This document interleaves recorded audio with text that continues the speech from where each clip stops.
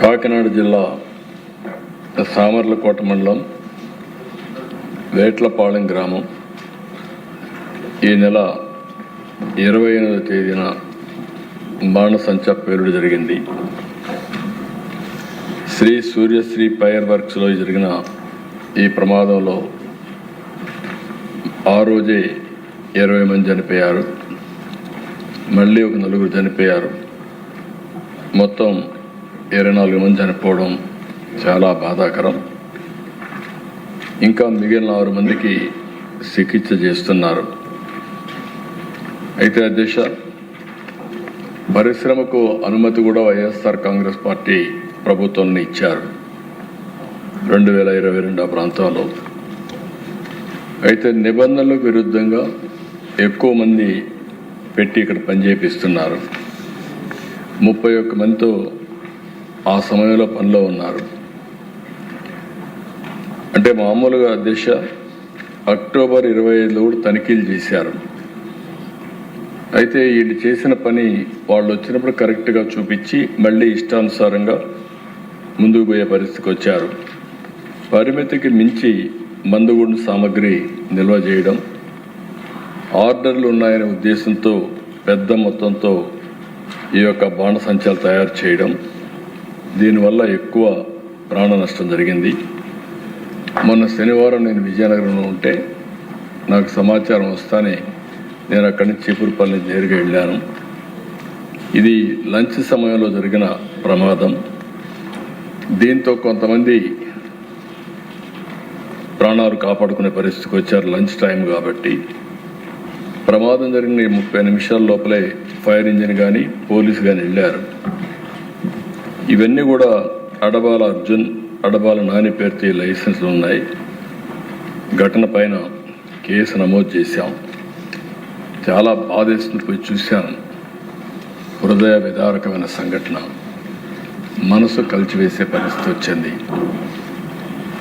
ఓసారి కొంతమంది నిర్లక్ష్యం, కొంతమంది దురాశ, ఈ రెండు కలిపి ఎంత దారుణం జరుగుతుందంటే అలాంటి దారుణం జరిగే పరిస్థితి వచ్చింది.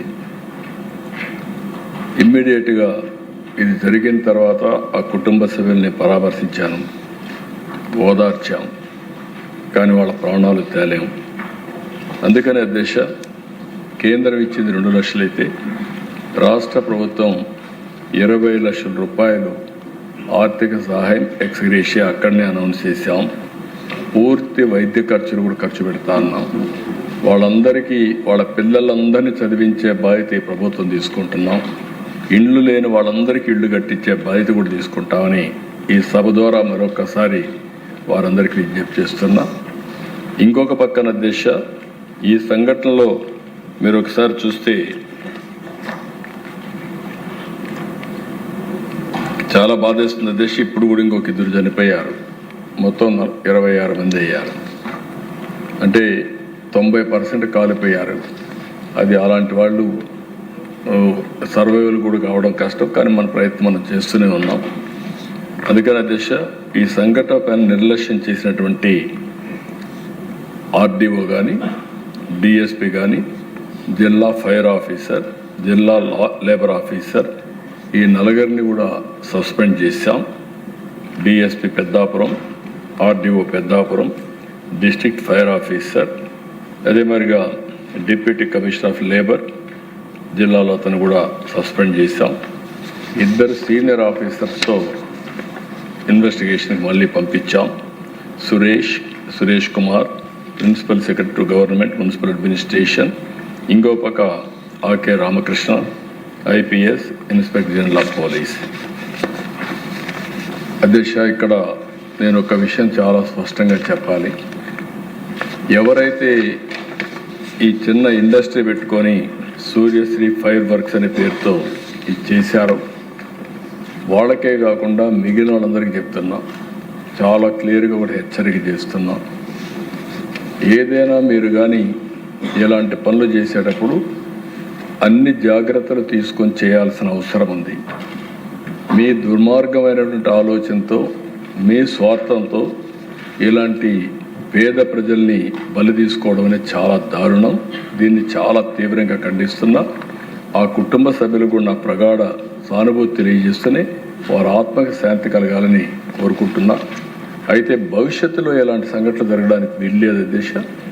అందుకే దేశంలో ఉండే అన్నీ కూడా అధ్యయనం చేస్తున్నాం. బెస్ట్ ప్రాక్టీస్ అన్ని చూస్తాం, అవన్నీ ఇంటిగ్రేట్ చేస్తాం. అంతేకాకుండా ఎవరైతే ఇక్కడ నిర్లక్ష్యంగా చేశారో వాళ్ళ ఆస్తులు కూడా కాన్ఫిస్కేట్ చేసి అవన్నీ ఆక్షన్ వేసి అవన్నీ కూడా బాధితుల కుటుంబాలకి దామాషా ప్రకారం పంచే కార్యక్రమాన్ని కూడా తీసుకుంటామని మీ ద్వారా తెలియజేస్తున్నా. భవిష్యత్తులో ఇవన్నీ కూడా అనలైజ్ చేసుకొని పగడ్బందీగా చేసి ఈ యొక్క ఇండస్ట్రీయే కాదు, ఇంకా ఇలాంటి కొన్ని నిర్లక్ష్యాలు ఉన్నాయి.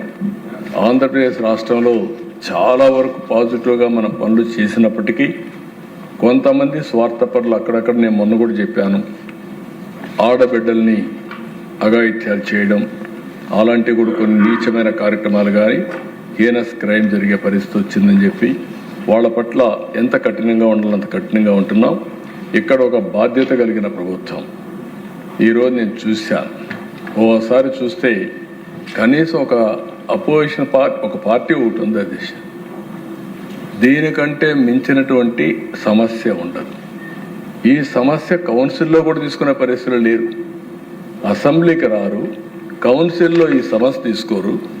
రాజకీయంగా తిరుపతి లడ్డు విషయం వెంకటేశ్వర స్వామిని అప్రతిష్ట పాలు చేయడానికి పనిగట్టుకొని పనిచేస్తారు తప్ప ప్రజా సమస్యలు మాట్లాడే పరిస్థితులు లేరు.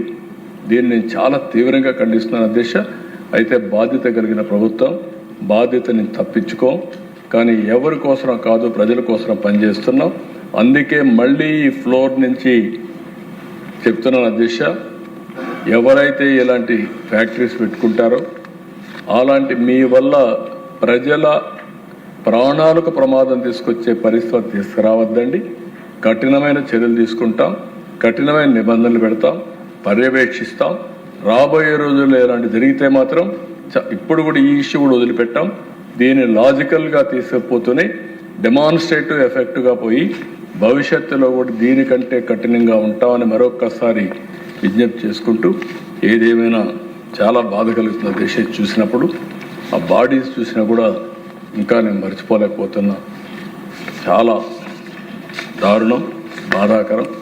ఏదేమైనా మానవత్వంతో ప్రతి ఒక్కరు పనిచేయాల్సిన అవసరం ఉంది. ఇది బాణసంచాలు ఉన్నప్పుడు, మందుగొండ అన్నప్పుడు ఎలాంటి చిన్న ఫైర్ అయినా పెను ప్రమాదాన్ని దారితీస్తుంది. అలాంటి ఇంగిత జ్ఞానం లేకుండా వీళ్ళు పనిచేయడం చాలా బాధాకరమని తెలియజేసుకుంటూ దీన్ని తీవ్రంగా ఖండిస్తూ ఈ హౌస్ కూడా మనందరం ఒక 2 నిమిషాలు మౌనం పాటించి వాళ్ళందరికీ ఆత్మకు శాంతి కలగాలని భగవంతుని ప్రార్థిస్తాం అధ్యక్ష.